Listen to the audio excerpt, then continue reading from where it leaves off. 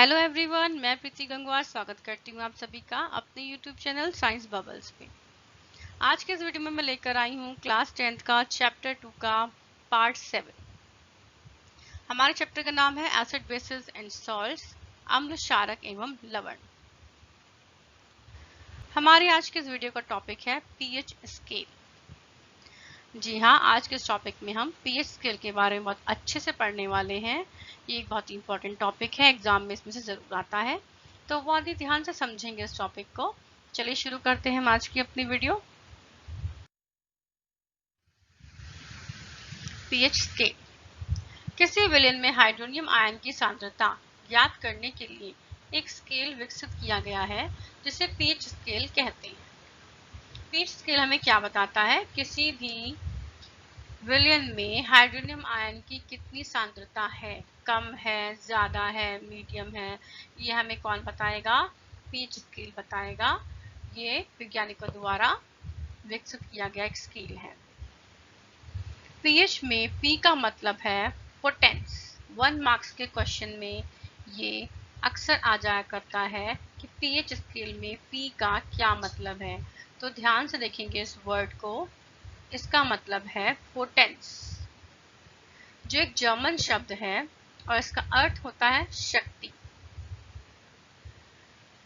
चलिए कुछ फैक्ट हैं, इन्हें जान लेते हैं कि अगर पीएच, किसी भी विलयन का पीएच इक्वल्स टू है, बराबर है 7 के, तो वह विलयन क्या होता है?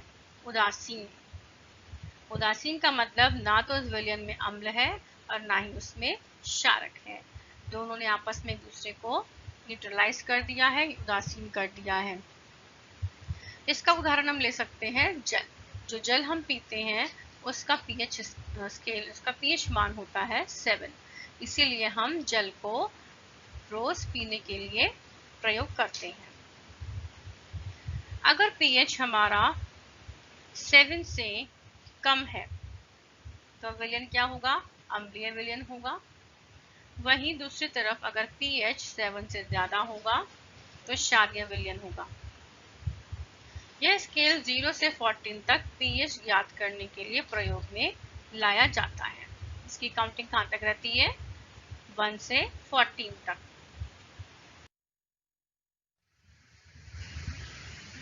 ये देखिए, मैंने एक पीएच स्केल दिखाया है आपको। इस स्केल को ध्यान से समझेंगे। 0, 1, 2, 3, 4, 5, 6, 7, 8, 9, 10, 11, 12, 13, 14, इस तरीके से आप देख रहे हैं। 14 तक इसमें काउंटिंग लिखी हुई है। 0 पे बनी हुई है एक बैटरी, आप देख रहे हैं, यानी कि 0 का पीएच मान आपको कहाँ देखने को मिल सकता है? बैटरी। वहीं पे 1 पीएच मान आप देख सकते हो कहाँ मिल सकता है?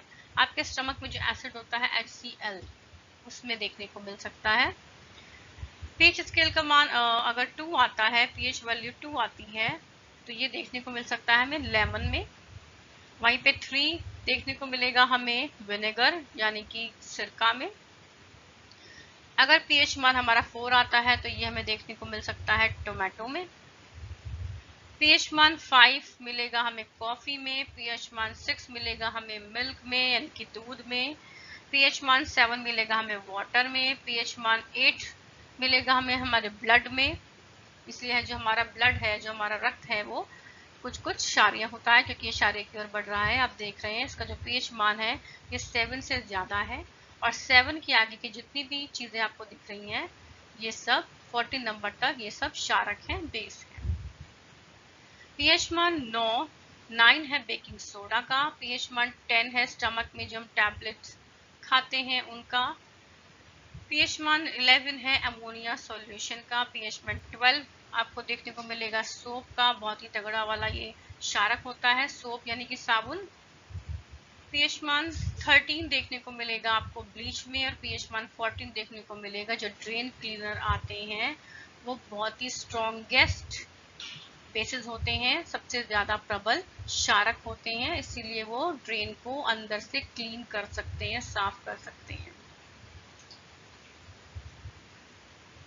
एक और पिक्चर मैंने दिखाई हुई है पीएच स्केल की। इसमें नॉर्मल 1 से लेके 14 तक नंबर्स लिखे हैं। इसमें आपको ये क्लियर किया हुआ है कि स्ट्रॉन्ग एसिड, वीक बेस और स्ट्रॉन्ग बेस किन्हें कहते हैं। देखिए बीच में नंबर 7 पे आप एक एरो लगी हुई देख रहे होंगे, जहां पर उस एरो के नीचे लिखा हुआ है न्यूट्रल यानी कि उदासीन। नंबर 7 पे जल होता है, इसीलिए हम उसे पीते हैं, क्योंकि ना तो वो अम्ल होता है और ना ही वह क्षारक होता है। अब जरा बात कर लेते हैं 7 पीएच मान से कम की। पीएच मान 6 से लेकर पीएच मान 4 तक, यानी कि 4, 5, 6 ये तीनों ही अगर हमें ऐसे कलर शो होता है, दिखाई देता है, तो इसका मतलब वो है एक वीक एसिड।